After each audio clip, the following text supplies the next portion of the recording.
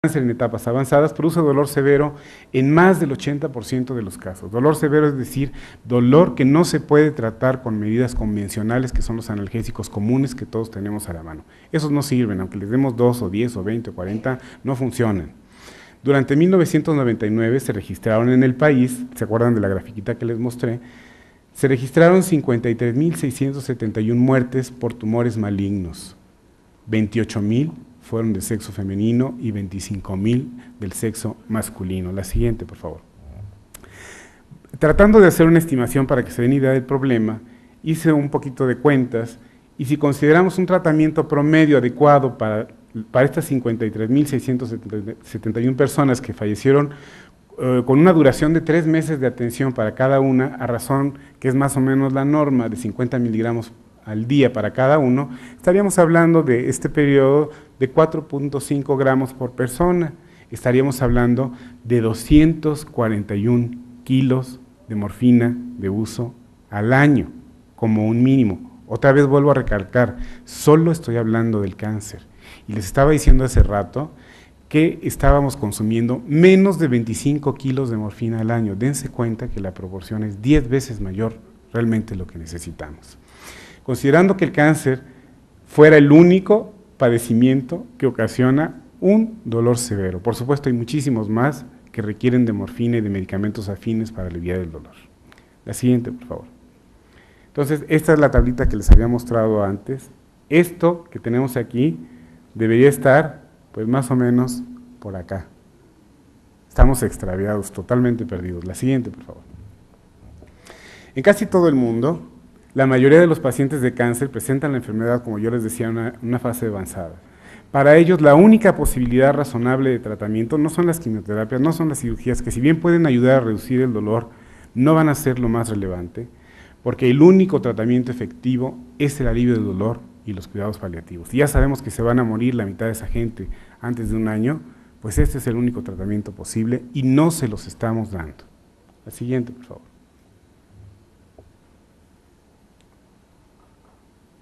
¿Me pueden dar la siguiente, por favor? En muchos países el consumo de analgésicos opioides se encuentra extremadamente bajo en relación a las necesidades médicas y los gobiernos nacionales deben corregir este importante déficit. Y esto no es opinión solamente de los que trabajamos en esto, es una opinión de esta Convención Internacional de Narcóticos. La siguiente, por favor. La existencia de opioides en los sitios mencionados ha sido en general una iniciativa del interés de los profesionistas que están ahí, que son los que lo prescriben, además de la industria farmacéutica que por supuesto lo ve como un interés comercial, especialmente porque es un medicamento de bajo costo. Esto sorprende, un tratamiento por un mes cuesta alrededor de 300 pesos, hay medicamentos muchísimo más caros que la gente puede pagar y a estos no tienen acceso. La siguiente, por favor. Muchas gracias por su atención.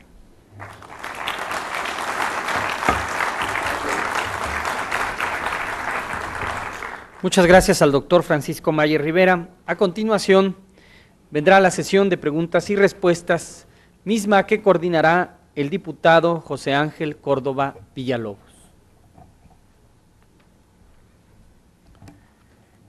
Muchas gracias. Quiero informarles de la trascendencia de la difusión de este evento que se está pasando a nivel nacional y en vivo por el canal del Congreso.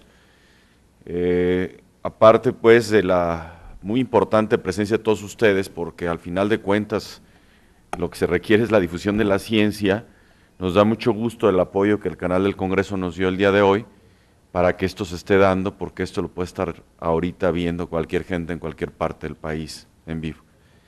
Vamos entonces a dar algunos minutos para preguntas, si quieren hacerlas de viva voz para tratar de agilizar esto. Doctor, por favor. Bien, Uria Guevara de la Clínica del Dolor del Instituto Nacional de Ciencias Médicas y Nutrición Salvador Subirán.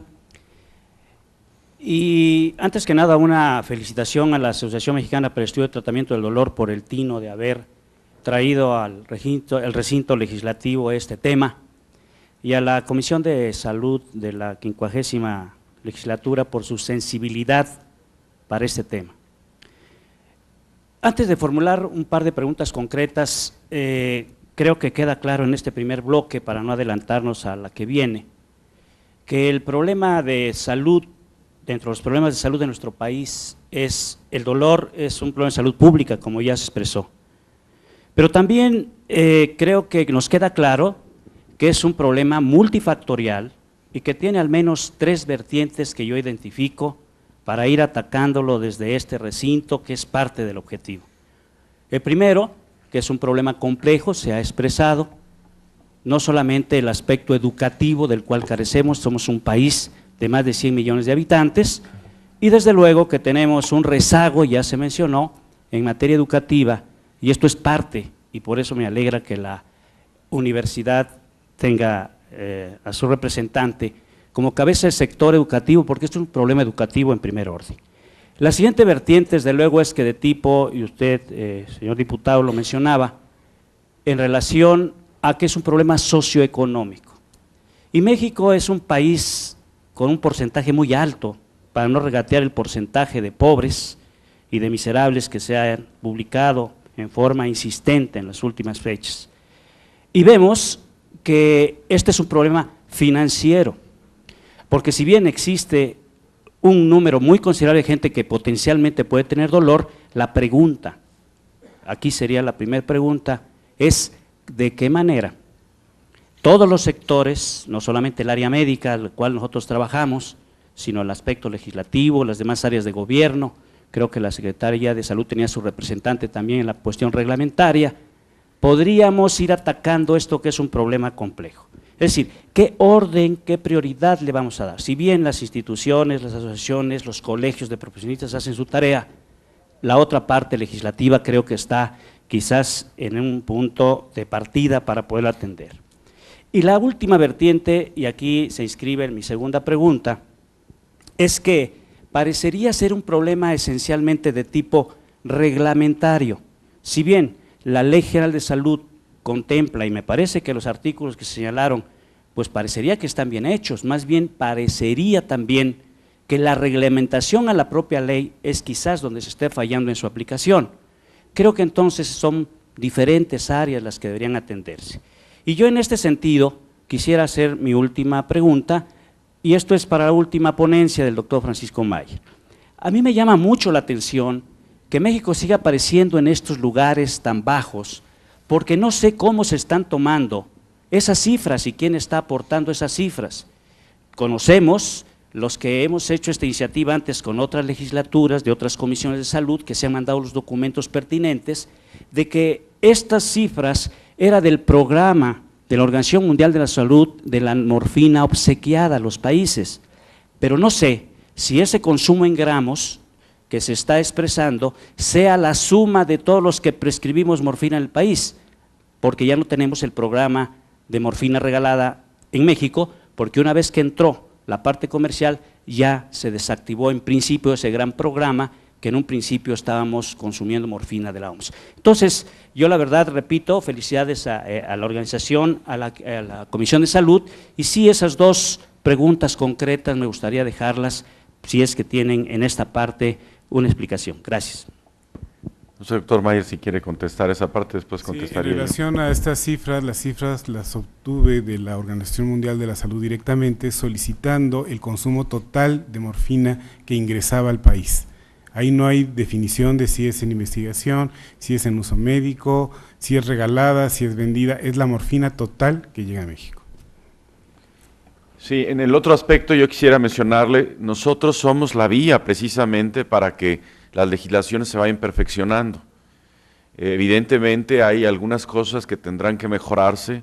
Hace un momento también hablábamos del problema de la ley de adquisiciones, que aunque corresponde a la Comisión de Economía, ha sido un problema para el abastecimiento, la ley actual de adquisiciones para el abastecimiento de los medicamentos en las diferentes instituciones de salud. Entonces, encuentren por favor en nosotros la vía de comunicarnos todas estas situaciones que complican el funcionamiento de la vida diaria y que requieren de una modificación, y nosotros con muchísimo gusto haremos lo que en nuestra parte corresponde para promover las iniciativas que reformen esos artículos y que vayan simplificando las cosas. Evidentemente esto siempre y cuando no afecte a algunas otras cosas, hay que hacer un análisis integral, hay que ver el marco jurídico, en fin, pero siéntanse por favor con la confianza. Yo lo dije en un principio y no lo dije por retórica, somos los representantes de ustedes y somos los que estamos esperando precisamente, tenemos todavía muchas iniciativas pendientes de poder ir mejorando la legislación mexicana, por lo menos en el área de salud. Y vaya, afortunadamente somos médicos y entendemos de lo que se trata y creo que podremos comprender muy bien las necesidades que nos expresen y tratarlas con el apoyo de los asesores jurídicos de convertirlas en leyes. ¿Sí? Adelante, Paco. Gracias, doctor Villalobos. Francisco Ochoa Carrillo, presidente de la Sociedad Mexicana de Oncología. Me uno a la felicitación expresada del doctor Uría Guevara a nuestra asociación por haber sido la promotora de este evento y a la sensibilidad de la Cámara de Legisladores por darnos, en primer lugar, posada en sus instalaciones, facilidades y sobre todo prestarnos sus oídos. Como un representante del trabajo en el área de lo que es la oncología y ante la magnitud del problema, me gustaría que en torno a esta reunión se considerara una propuesta para también como problema educativo, a través de la legislatura se pudiera plantear la necesidad imperiosa de que en los programas universitarios a nivel de la licenciatura de medicina se diera especial énfasis en cuanto a lo que es una clínica o un aspecto didáctico de enseñanza o entrara dentro de la currícula universitaria el concepto de dolor. Si bien es cierto, los médicos hemos sido formados en un sistema en el cual hablamos de síndromes dolorosos, tenemos la impresión por la experiencia que hemos estado observando en la práctica cotidiana que todavía no hemos podido impactar en cuanto al conocimiento cotidiano de todos los médicos, porque verdaderamente el problema del dolor no es problema del especialista en dolor, el problema del dolor debe de manejarlo el médico general. Y mientras estamos también contribuyendo a estos cambios legislativos, a favorecer la administración de los narcóticos, la disposición de los mismos, creo que es fundamental orientar los esfuerzos en toda medida para que el universitario egrese con la conciencia, con el conocimiento de la importancia trascendental, en primer lugar, de la sensibilidad a prestar al dolor y en segundo lugar, que sepa manejar inicialmente en una forma mucho más ortodoxa, completa y satisfactoria, con calidad y calidez los dolores.